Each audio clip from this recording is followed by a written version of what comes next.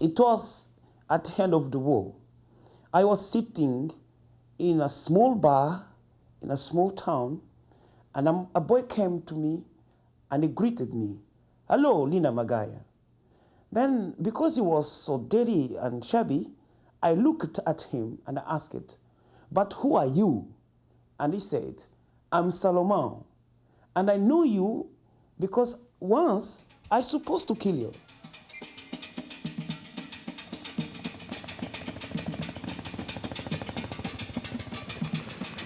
Where children do the killing, the wounds of war will take a long, long time to heal. In Mozambique, a war that lasted 16 years took away the childhood of a whole generation. Many died or were wounded, many became refugees and orphans, and some became soldiers.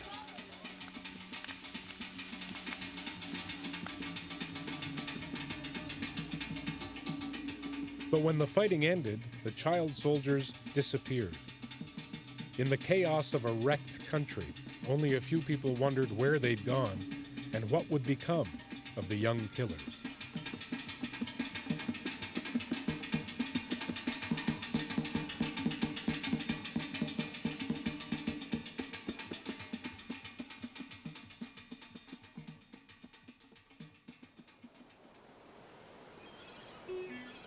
Mozambique's capital, Maputo.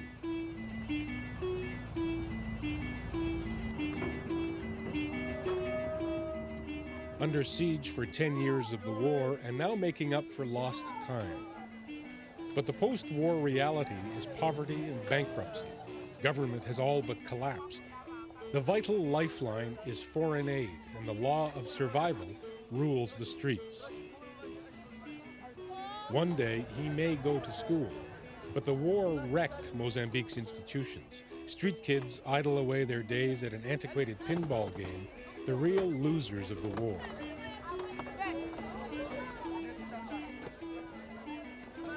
Great ideologies clashed here and Marxism was defeated, but the victims are the children who now live their lives with brutality as their inheritance.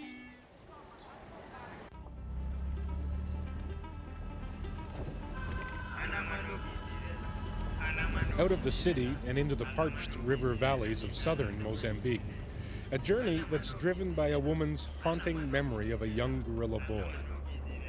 Lina Magaia, author, journalist, political activist, she spent more than a year searching for Salamao, the child soldier who had wanted to kill her.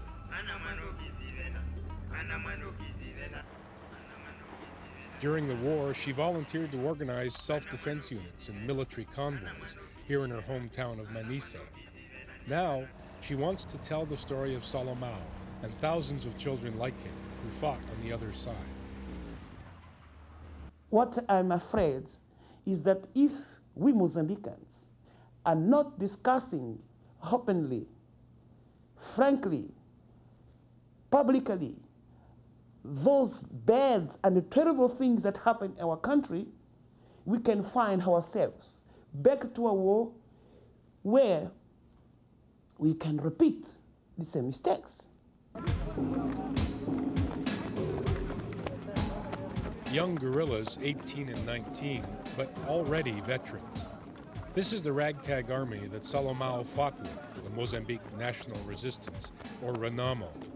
They were the African equivalent of Nicaragua's Contras, organized by white-ruled South Africa in a proxy war against a Soviet-supported black government.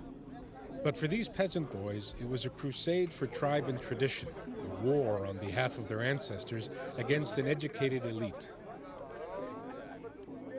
Renamo had perhaps 15,000 fighters. Half of them were children, kidnapped and pressed into service at the age of 10 or 11. Today, Renamo is a political party looking for votes. The child soldiers have become a political embarrassment, so they're hidden away in camps, deep in the distant forest. There are others, apart from Lina Magaia, anxious to track down child soldiers. Brad Brooks is an American working for the United Nations. There was surprisingly very little known about them. And by very little, I mean everything from their age, their provenance, the actual numbers, the distribution within the military organization. It was in fact the wide open, dirty little secret of the Mozambican Civil War. With the ceasefire, vast tracts of bush held by the rebels fell under nominal UN control. The official disbanding of the guerrilla army was a golden photo opportunity for Renamo leader Afonso Dhlakama. But on day one, something happened that shocked people like Brad Brooks. I was in Maputo. The newspaper came out, and the front page news was that the first Renamo demobilized soldier was a 16-year-old who went through the demobilization process, gave up his gun, got his card, shook hands with President Dhlakama, walked out into the arms of the press and admitted that he'd been kidnapped, press-ganged into service, trained in the military from the time he was 9, and been fighting ever since. It is a great irony. When I saw this in the news, I said to myself that I must find this boy. Maybe he can help me to understand what happened to the boy soldiers, even to find Salamao. The search for Salamao goes on. Lina Magaia is back on the road in painstaking pursuit, like a huntress. Oh, yeah. But now she has a new lead. Maybe the teenager from the newsreel knew Salamao. Maybe he had heard something of his fate. Through the small towns and deep into the Limpopo Valley, past the out-of-place murals of the communist troika, whose appeal crumbled in the face of South Africa's power and Mozambique's traditions. The search for Salamao takes Lina's team to Shibutu, where the town administrator is evasive and discouraging. Este Alberto Samuel, ou Samuel Alberto. Sim. Agora, o caso deste, se tivessem conhecimento onde é a área, qual é a área dele. Agora, por exemplo, para... não sei quais são os dados que o senhor quer neste momento. Não é possível. Lina's hope of finding either boy is fading. But she's stubborn. She heads further into the valley, pursuing one last clue. There's no reluctance to help. At the next crossroads, people suggest she go to a village called Manhiça. At the village square, they interrupt an election meeting to explain her mission.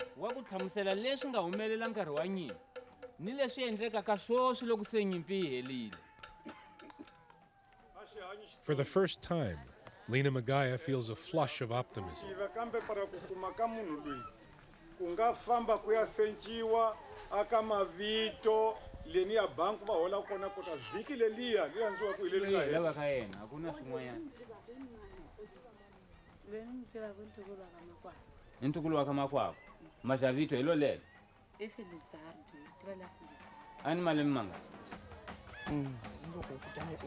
After months of failure, one small success. The boy is not Salamao, but it is the boy from the newsroom. He's living here with an aunt, the only relative he can find. He's scared, terrified that the war might return, and Renamo come back to get him. I never want to hear about any army again. When people talk about the war, I go away. I don't want to hear the sound of a gun. Never. His name is Felizardo Ricardo. He was kidnapped by Renamo 6 years ago when he was 12. He cooked, carried messages, hefted weapons, and he killed. The main thing was when we attacked a village and captured ordinary people. They would give me some and say, kill them. But I refused. I only killed in combat. Yes, but I ran away. The commander came after me, but I told him, I'll fight you until one of us dies. Let's go. because I don't murder people who have done nothing. Se aloko uyala ku umdlaya aboyi. If you are indecisive, a weak character, then punish you, even kill you. But I'm not like that, so they let me be.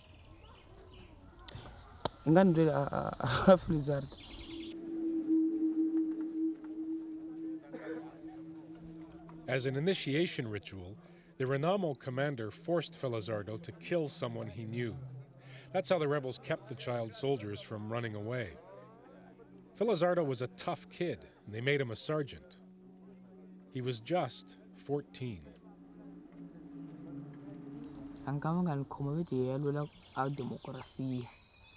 They said we were fighting for more freedom. That the government would take away our casualties.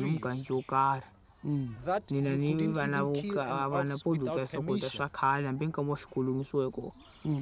They said we were fighting for democracy. Rarely able to get a clean shot at elusive guerrillas, the Mozambican government army fought a futile war. Renamo's aim was not to occupy, but to attack and destroy.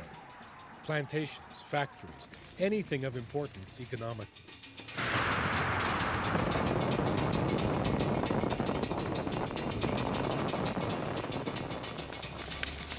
Village after village was burned. Entire regions were emptied. 4 million Mozambicans, 1 in 4, became refugees.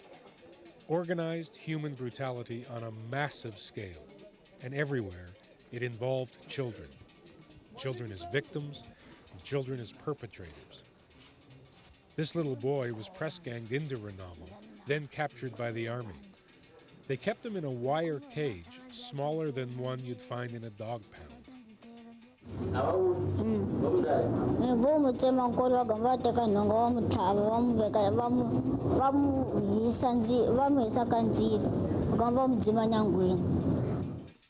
I hate this war. The brutality was such that the victims, ordinary people themselves, became so violent. The killers were also victims, especially the kids. They were manipulated, abused. But some of them understood this. Like Felizardo, they disgusted what they have done. Others still see no problems in what they have done. And they still think they were little heroes. More than a year has passed since the war in Mozambique ended. The child soldiers remain hidden away in the countryside. The guerrillas don't want the world to know. Lina Magaia continues to look for Salamao. Her search leads back to the poor neighborhoods of Maputo. And suddenly, the long search is over. It's almost an anticlimax to meet this rumpled 15-year-old who plays the games kids play. Hard to believe that he carried a machine gun and that Lina was on his hit list. Hard to believe that he juggled anti-tank mines and rocket launchers the way a normal boy would toy with a soccer ball, but he did. And it's a chilling story.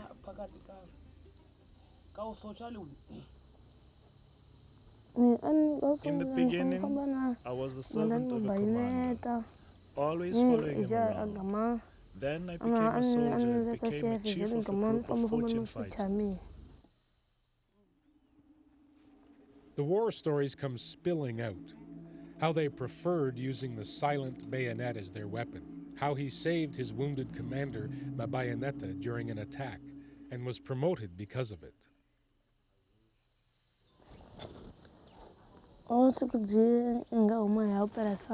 We were making an attack, and he was shot in the leg. He fell down, so I carried him into hiding.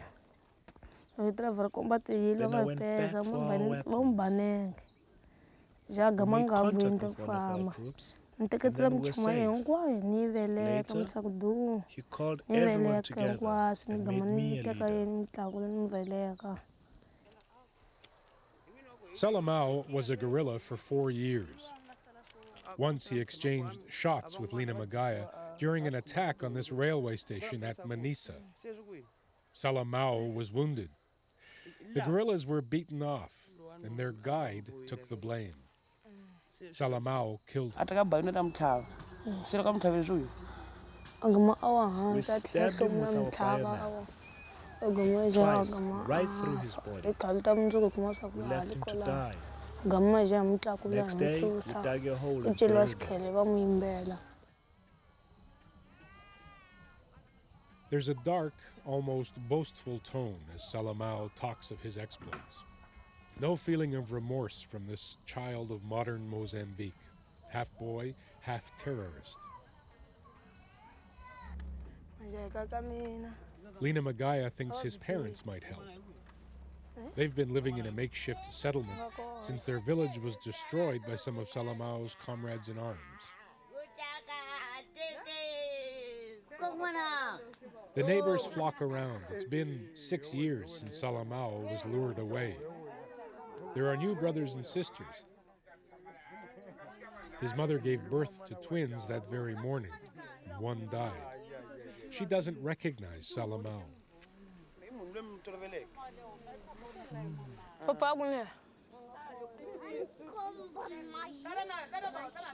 Neither does his father, who has tuberculosis and can't work in the fields.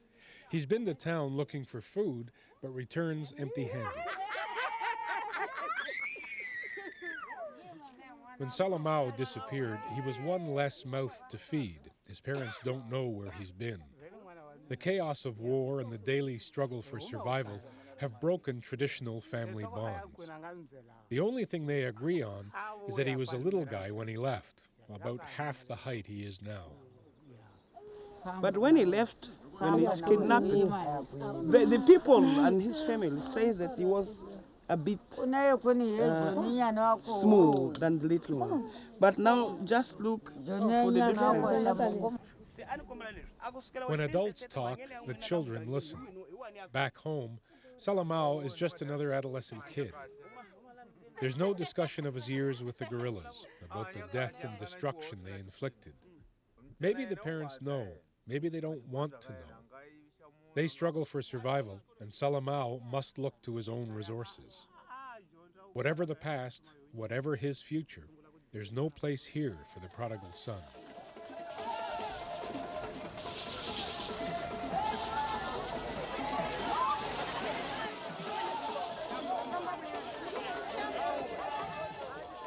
The Manhiça bus stop on Highway number 1.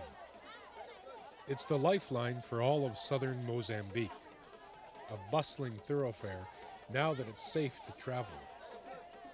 But for 10 years, the road was a death trap, and it was here that Salamao and his group set their ambushes with automatic rifles and with mines.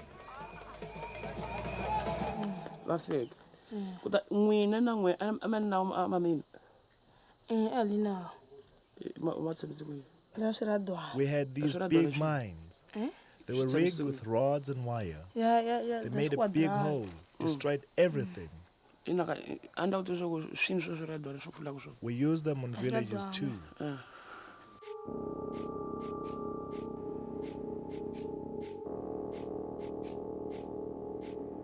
Highway number 1 was Death Alley, and while the rebels were trying to choke off this artery for food and equipment, Lina Magaia was fighting to keep it open.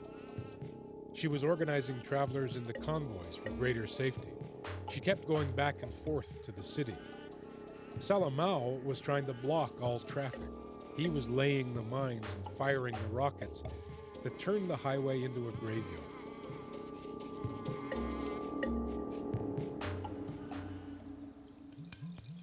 And it was in this thatched hut village named 3rd of February that Lina Magaia almost became another of Salamao's victims. This is the path we used to get to the highway. We had been watching it like sheep, so we expected it. We said, there goes Lina Magaia. But that day, the commander came by and told us to let you pass. He said we shouldn't kill you. I don't know why. So we hit the car that came after him. We killed the man and took all his things. The village was the target of dozens of attacks, and it draws Salamao back, fascinated to the scene of the slaughter. In a strange way, he feels at home and treats this village woman, Rebecca Nkomo, like a scolding mother. If you had met me, would you have made me suffer like you did with the others? Yes, I would have killed you, like with the others. We're forced. We got psychological pressure that made boys even kill their real mothers. Not because they wanted to, but Bayonettas told us to. You did what you wanted to do. You could have run away. You make me afraid. You still act like a killer. It was an order. It's the first time Rebecca has met one of the guerrillas, and she refuses to let up. We'll let you come here and we talk to you, but we should be afraid of you because of the horrible things you've done here. You say you're tired of the war, but it doesn't show. The way you're talking, I'm sure we'll still see some bad things from you. I think that Rebecca speaks for many, many Mozambicans. She had lost her daughter and everything she had in the attacks. And when she hears Salamao speaking about what they have done in that way, arrogantly, she became very, very angry. And also, I think that most people in my country feel like Rebecca does. Behind the village, unbroken bush for 100 kilometers. In there, somewhere, many more boy soldiers, still held as Renamo's military insurance policy, against an uncertain political future. It was at this base that Salamao was trained and ruthlessly disciplined by the warlord Mabayonetta.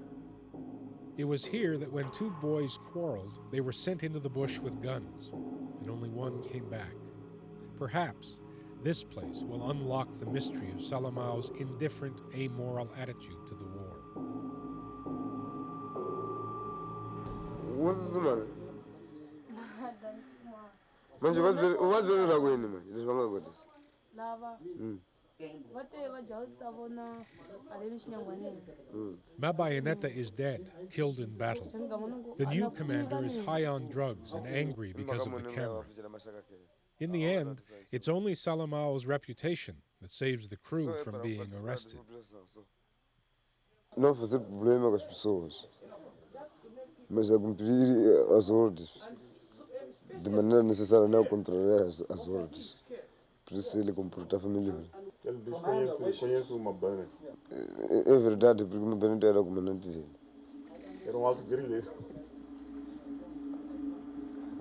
Nós todos éramos altos guerrilheiros.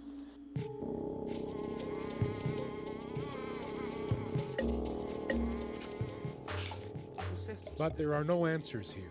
The command group greets Lina's questions about child soldiers with a stony silence. If there are answers, they're out there, where guerrillas still wait to fight another day if the peace process breaks down.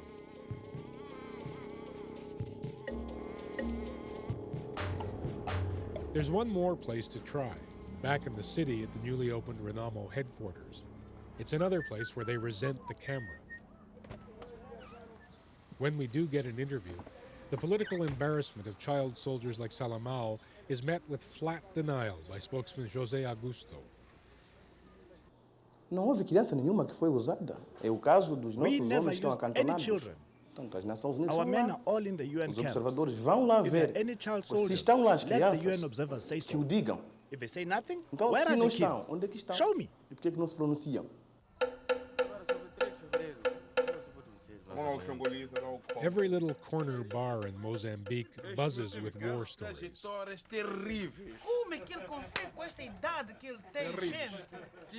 Manhiça, Salamao is the big attraction.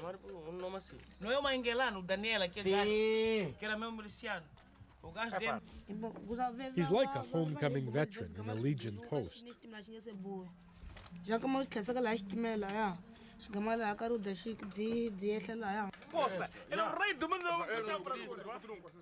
And amid the bragging and bravado, who's to say if he's a victim or a willing terrorist, a little killer or a little hero? Ele não explicou. Era miúdo. Não, desculpe, era miúdo, mas ele participou. Nada, não participou isso. Diz que participou. Diz que veio para carregar comida.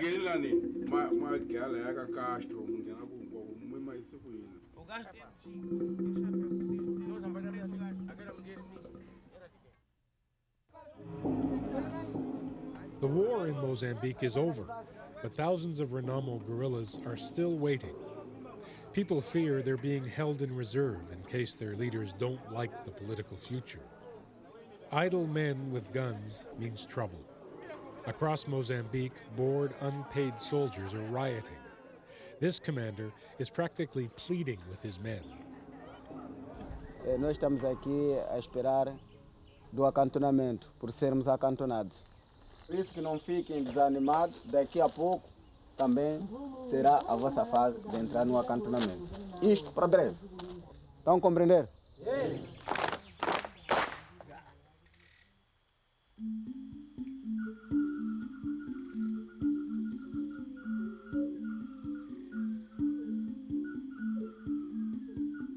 Deep in the forest, another day's march into the heartland, we peel back another layer of the Renamo onion. A silent column of teenage boys carrying food to what Renamo calls an orphanage.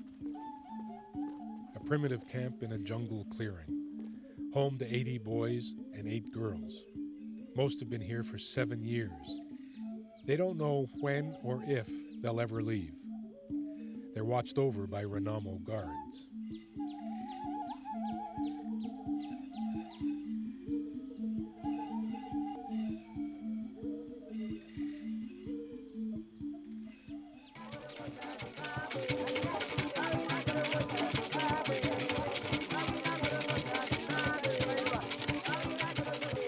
When there's an order to dance, they dance.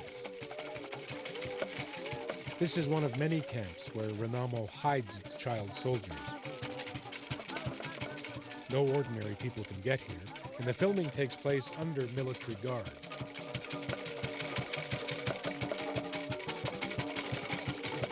Half of these kids were taken from a town called Inyaminga, overrun by the rebels in 1987.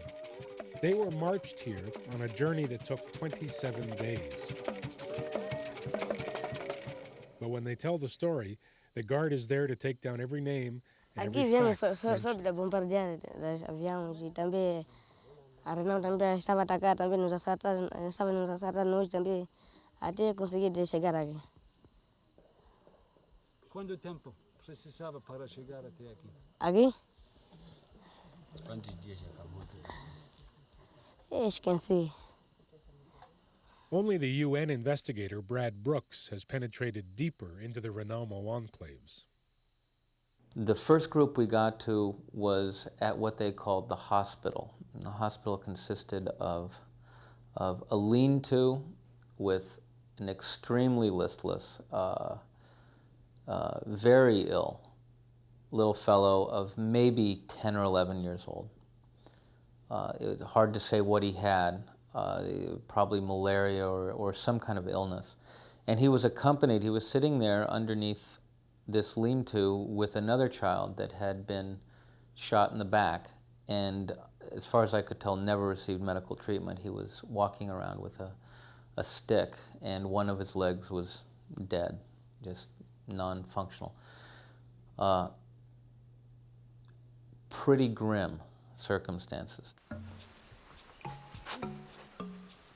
Brooks' report estimated that in mid-1994, Renamo was holding more than 4,000 children. 2,300 were child soldiers. Hookworm eats at their feet. Many have TB. Life in a refugee camp would be more comfortable. Months go by as their childhood ticks away. Their families are searching, but these kids are hostages, pawns in a political game. The peace process is passing them by. These kids were kidnapped and taken into this forest, far, far from their families. But the war is over now. Their family are there looking for them. Why they are not releasing the boys and let them go home?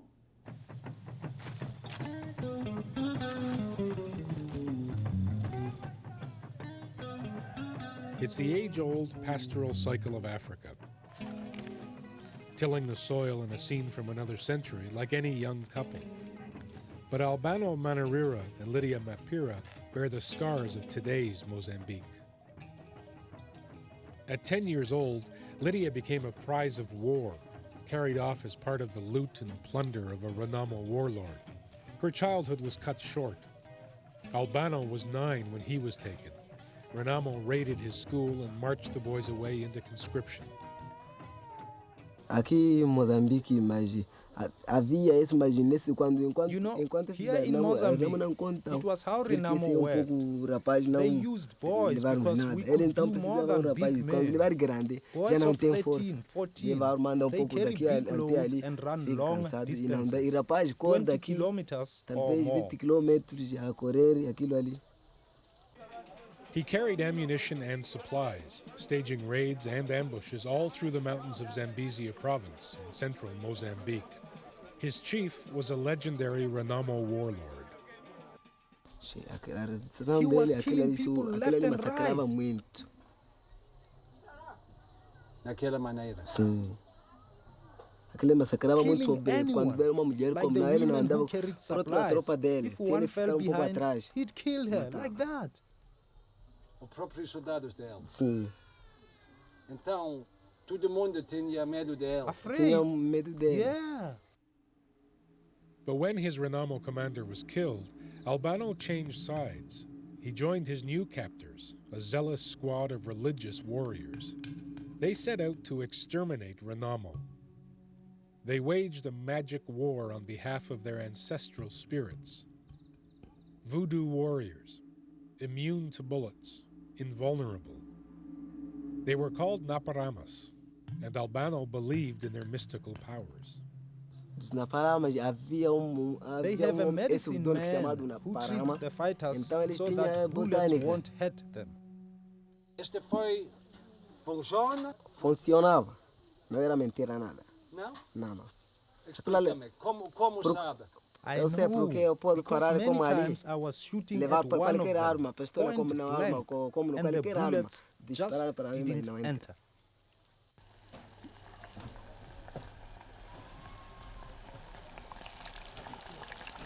Albano was a Naparama fighter when he met Lydia. She'd been held by Renamo for 2 years, years of drudgery and sexual abuse. She was just 12 years old. Those men did whatever they wanted. They abused my body and my person. I carried their ammunition and things for days without resting or eating. I was like a slave. Lydia and Albano met by the fortunes of war in the middle of a pitched battle.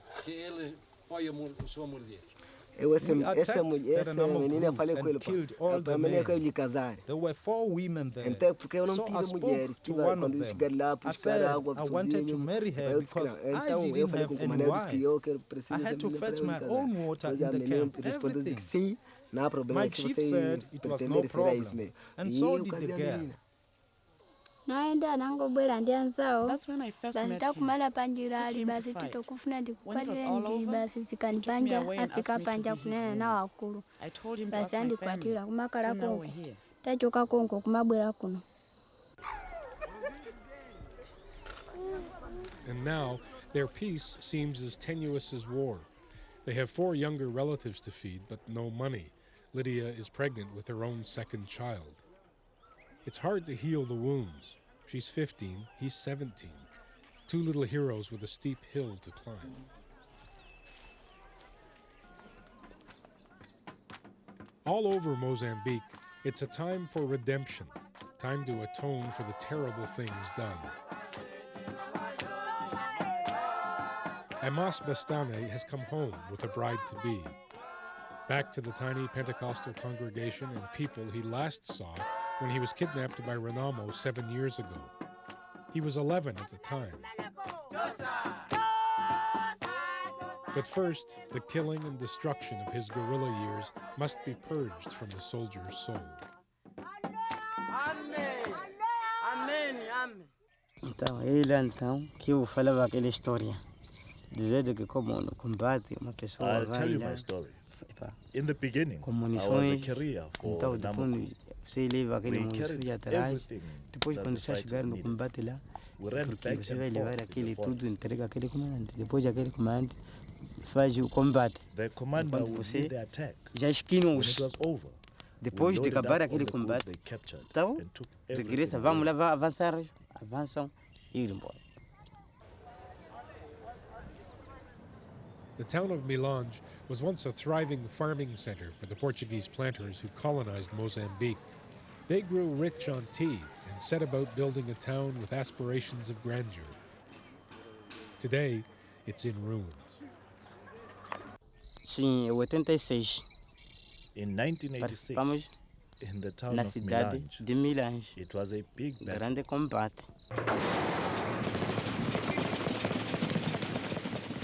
Amos, then 12, was in the first wave as Renamo launched its assault.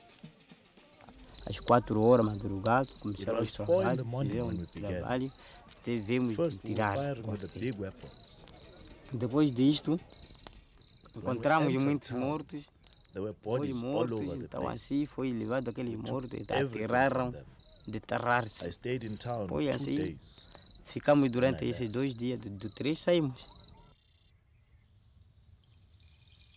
The orders were to destroy everything. Not a single defender was to be left alive. Don't worry about the destruction, Amos was told. After the war, a new group of whites will arrive and rebuild it all better than ever.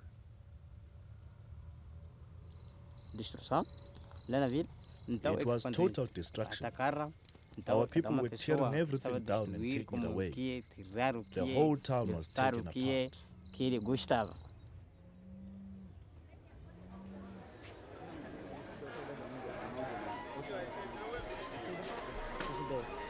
For Amos and the people of Milange, it's time to pick up the pieces. He's in town with $25 that he saved and borrowed for his wedding. First, he needs clothes. It's all relief clothing donated in the West, but by the time it gets here, it's for sale, making profits for a long chain of middlemen.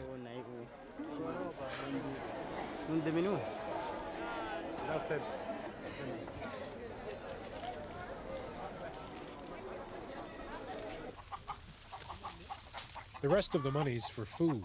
There are no goats for sale, so he'll have to settle for chicken.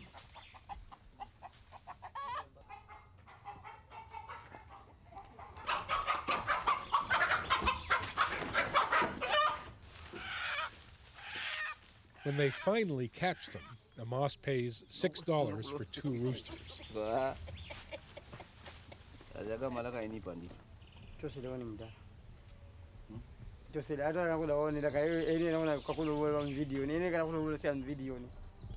Now he's broke, but at least everything's in place for the wedding.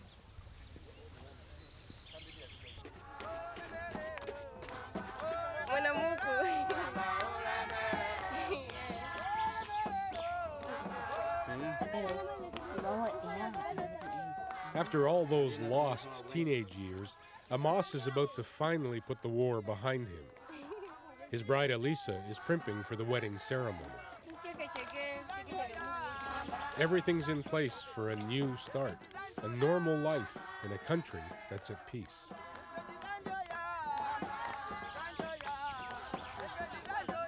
Então, de momento, só pensa-me de vida, vir viver aqui, trabalhar, estar na mesma samba ou não fazer o negócio seguinte que eu quero. Dzina lanu liyeretsedwe, ufumu wanu uze, kufuna kwanu chichidwe, monga kumwamba chomwe icho chapasi pano. Mutipase ife lero chakudya chathu cha lero. Mutikhululuke zochimwa zathu, ngaso ifenso timakhululuka adani athu. Amen. Tero kumwamba ngaukwati lero. They danced at the wedding, but the new life was not to be.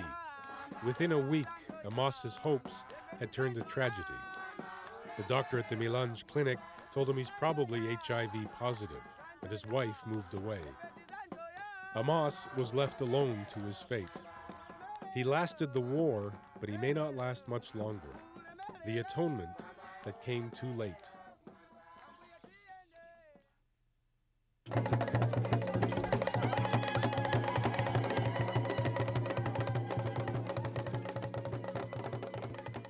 All across Mozambique, they gathered together, spilling the blood in rituals of atonement, appeasing the ancestors, and calming the spirits. The Balinguana clan of 150 families assemble for the first time since the war began. 3 days of rhythm, rites, and frenzy to exorcise the horrors of the recent past. The war tore the social fabric of this African country. Ceremonies like this will weave it back together.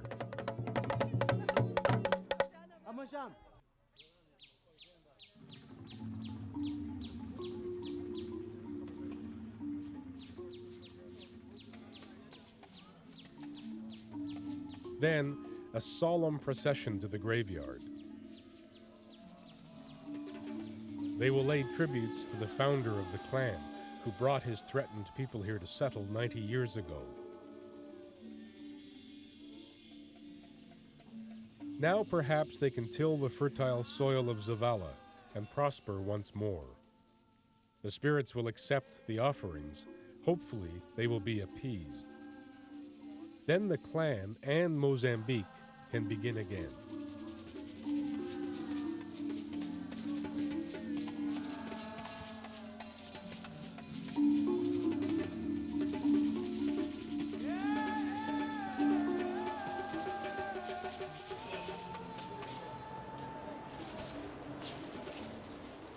But what will happen to Salamao, the child soldier that Lina Magaia tried so hard to find?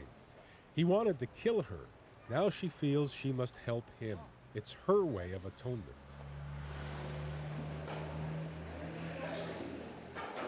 There are no post-war therapy clinics, no counseling. There's only a mission school an hour's drive out of the city.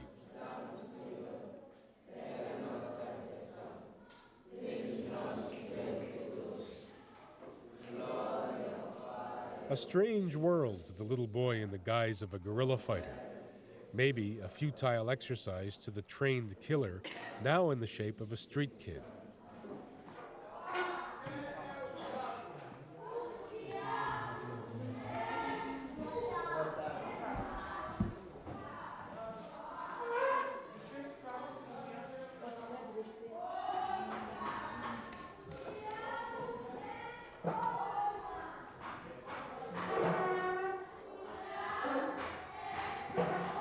He'll be in grade 1 with 6 and 7-year-olds. It's the first schooling he's ever had, and he's stricken with fear.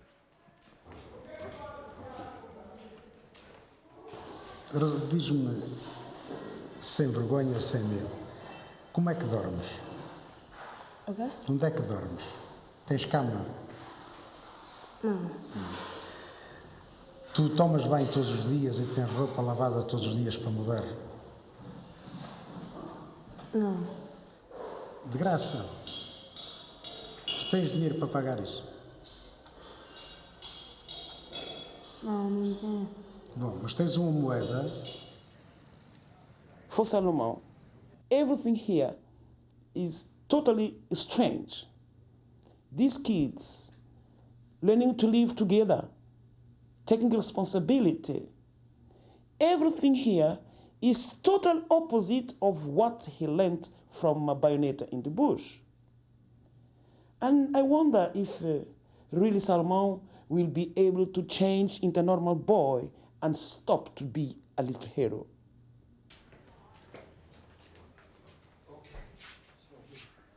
Salamao decides to enter the school, but the odds are against him.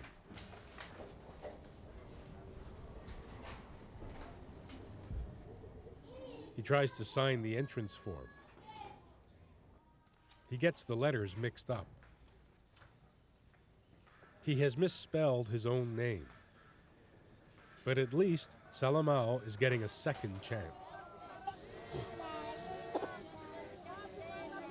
Autata nyamsota nakubikela nduye hikuningako yamwana na Faustina nangatingoto xitingana ngumatsanga ngumasotho aka Renamo ya xitingana eheta mchano wa malembe adi kushuphekana.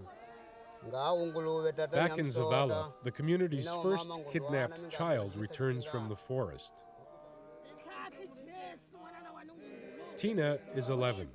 The Red Cross brought her back to her parents, back to the women of the Church of Zion, their rites and potions, a ritual of cleansing to purge her blood of the evil she has seen and suffered.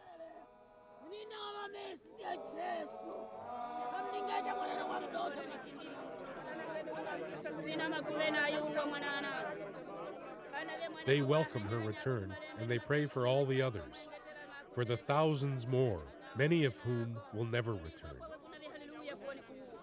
Amen. The lost children of Mozambique, little heroes, but bigger victims.